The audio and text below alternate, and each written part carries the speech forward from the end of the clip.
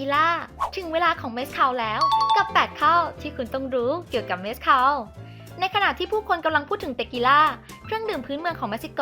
และเหมารวมว่าขวดของเหลวสีใสไร้กลิ่นที่วางอยู่หน้าบาร์นั่นก็คือเตกิล่าทั้งหมดนั่นคือความคิดที่ผิดถนัดเลยนะคะทุกท่านซึ่งความจริงแล้วแม้เตกิล่าจะโด่งดังและมีชื่อเสียงในทั่วโลกก็จริงแต่ภายใต้เงาของเตกิล่าก็ยังมีเครื่องดื่มอยู่อีกชนิดที่เป็นของชาวเม็กซิกันเช่นกันภายใต้สรรพคุณง่ายๆเครื่องดื่มสีใสไร้กลิ่นฤทธิ์ร้อนแรงระดับความเมาในการดื่มไม่ได้น้อยไปกว่าเตกิล่าเลยค่ะแต่แน่นอนว่าเราเคยพูดถึงเมสคาลกันไปบ้างแล้วและสำหรับผู้ที่จำไม่ได้เราจะอธิบายง่ายๆให้ฟังอีกสักรอบก่อน The Top จะพาทุกท่านไปล้วงลึก8ความลับเมสคาลเครื่องดื่มยอดฮิตจากเม็กซิโกพร้อมให้เกร็ดความรู้ที่คุณจะไม่มีทางได้จากช่องอื่นอย่างแน่นอนถ้าคุณพร้อมแล้วไปกันเลยค่ะคำเตือนคลิปวิดีโอนี้สร้างขึ้นมาเพื่อสาระและเกร็ดความรู้มิได้มีเจตนาโฆษณาหรือขายของแต่อย่างใดสำหรับคลิปนี้ต้องขอบคุณสปอนเซอร์ใจดีเจ้าเดิมอย่าง Deal Fan Travel Sport ทัวร์ดูบอลระดับแนวหน้าของประเทศที่พร้อมจะพาเพื่อนๆบินลัดฟ้าไปพบกับประสบการณ์สุดล้ำค่าไม่ว่าจะเป็นการดูบอลคู่สำคัญยินดีอยู่สบายได้เที่ยวในสถานที่ที่ควรไปสักครั้งในชีวิตใครสนใจแอดทิ้งรายละเอียดไว้ด้านล่างแล้วนะคะใครสนใจแล้วก็อย่ารอช้าไปลุยกันเลย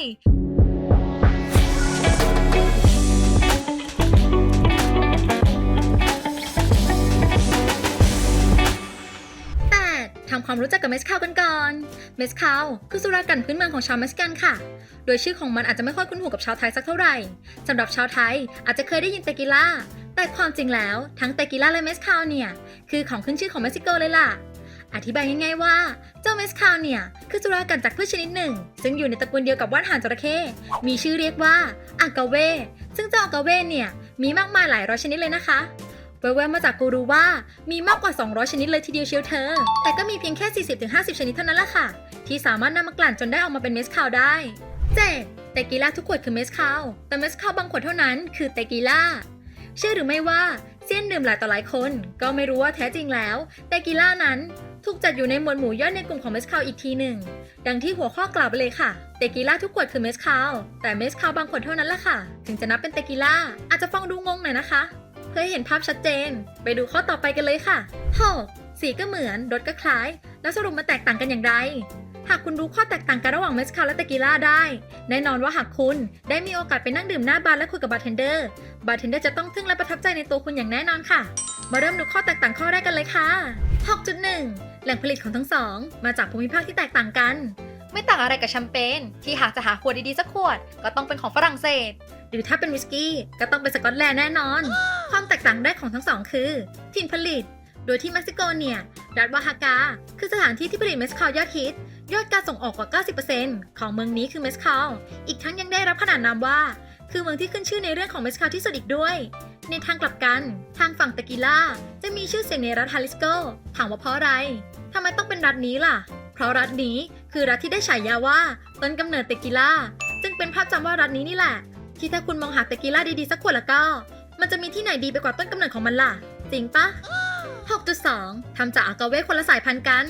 อย่างที่แอดบอกไปตอนต้นว่าจะมีอากาเว 40-50 ชนิดจาก 200 ชนิดที่สามารถเอามากลั่นเป็นเมสคาลได้แต่สำหรับเตกิล่าจะต้องใช้บลูอากาเวหรืออากาเวสีฟ้าเท่านั้น 6.3 มีกระบวนการกลั่นที่แตกต่างกันเตกิล่าจะใช้การอบอากาเว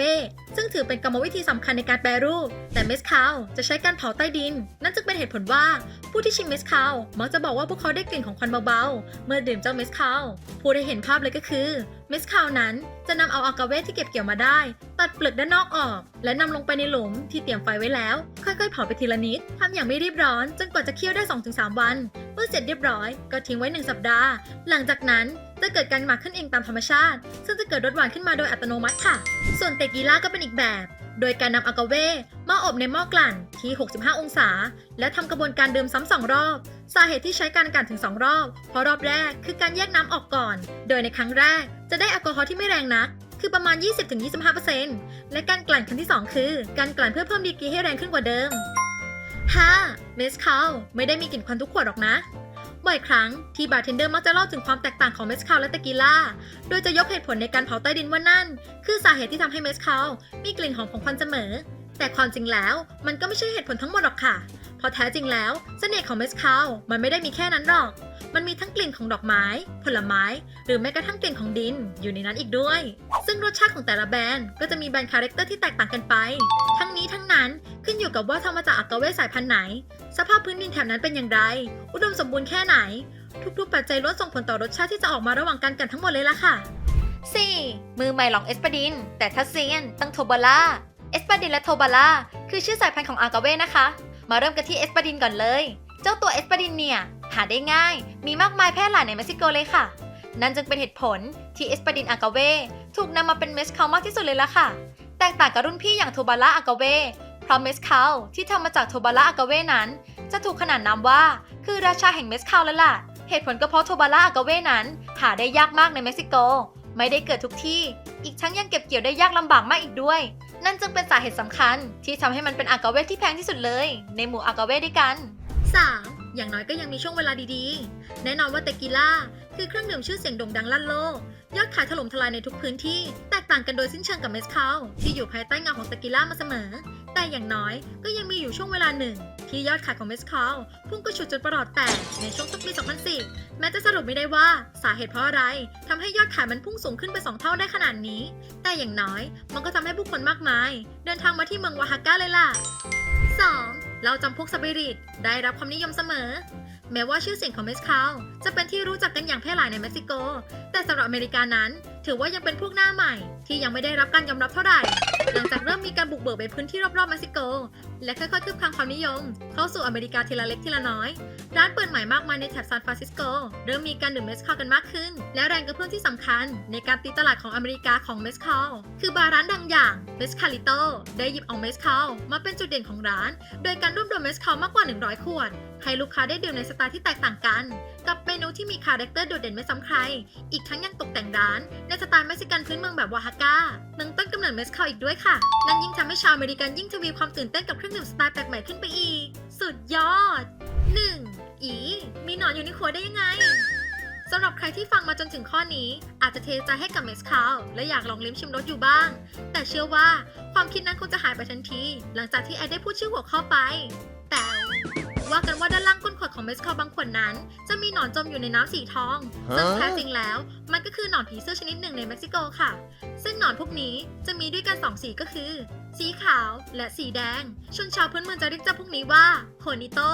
โดยทั่วไปเจ้าตัวสีขาวนั้นไม่ได้น่ากังวลใจเท่าไหร่เพราะพวกมันมักจะอยู่ตามใบของอากาเวจึงง่ายที่จะทำความสะอาดมันออกหรือกำจัดมันก็ไม่ใช่เรื่องยากลำบากอะไรแต่ในทางกลับกันเจ้าตัวสีแดงนี่แหละที่มันมักจะอาศัยอยู่ที่แกนของอากาเวจึงยากต่อการมองเห็นและกำจัดออกในท้ายที่สุดส่งผลให้มันอยู่ในขวดของเมสคาลแต่ก็นะทางการวิจัยออกมาบอกว่าเจ้าหนอนพวกนี้เนี่ยไม่ได้มีอะไรที่น่ากลัวไม่มีโทษอะไรต่อผู้ดื่มหรอกนะคะสิ่งเดียวที่เป็นปัญหาของพวกมันก็คือหน้าตาของพวกมันแค่นั้นเองละค่ะและที่เหลือเชื่อกว่านั้นหลายๆแบรนด์ก็ใช้หนอนพวกนี้เป็นตัวเพิ่มยอดขายและสร้างกิมมิคเล็กๆให้กับผลิตภัณฑ์ของตัวเองอีกด้วยการปรากฏของหนอนในเครื่องดื่มของพวกเขานั้นเขาเชื่อว่าการที่หนอนพวกนี้ไม่ถูกย่อยสลายในกระบวนการทำนั้นหมายความว่าเมสคาลของพวกเขาคือสปิริตที่คุณภาพสูงเพราะมีความคิดที่ว่าแมลงนั้นจะไม่ย่อยสลายในแอลกอฮอล์ที่คุณภาพดีความหมายในก็หมายถึงว่าดื่มไปก็ไม่ส่งผลเสียอะไรต่อร่างกายนั่นแหละค่ะเพราะขนาดแมลงยังลงไปนอนอยู่ในนั้นได้แสดงว่ามันไม่ทำร้ายกระเพาะพวกเราอย่างแน่นอนเป็นอย่างไรกันบ้างคะคุณผู้ชมหัวข้อเรื่องอาจจะไม่ค่อยคุ้นหูกันเท่าไหร่แต่ด้วยความที่แอดเป็นคนที่ชอบเครื่องดื่มแปลกๆอยากตีแผ่อะไรใหม่ๆออกมาให้ทุกคนฟังซึ่งแน่นอนว่าคนไทยอาจจะยังไม่เปิดดาวกับเมสคาลเท่าไหร่แต่เชื่อว่าหลังจากทุกคนได้ดู EP นี้คงจะมีคนหันมาสนใจกับเครื่องดื่มชนิดนี้กันบ้างและสำหรับ EP นี้แอดขอลาไปก่อนสวีดัสสวัสดีค่ะ